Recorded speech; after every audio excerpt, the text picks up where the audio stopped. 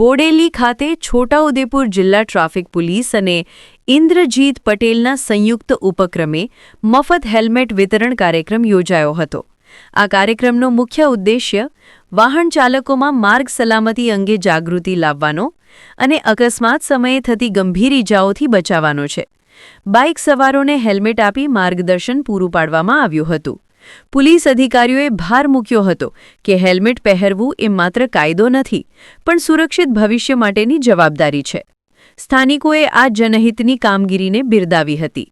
Reporter હબીતુલ્લા મકરાણી, બોડેલી। छोटाउदेपुर जिला traffic police तथा Chhotaudepur traffic education ट्रस्टना ट्रस्टी श्री इंद्रजीत भाई पटेल नाओ द्वारा वाहन चालकों में जागृति आवे तेमज मार्ग अकस्मातना बनावोमां वाहन चालकों जीव बचावी शकाय ते हेतुथी बोडेली खाते विनामूल्ये हेल्मेटनुं वितरण करवामां आवेल छे।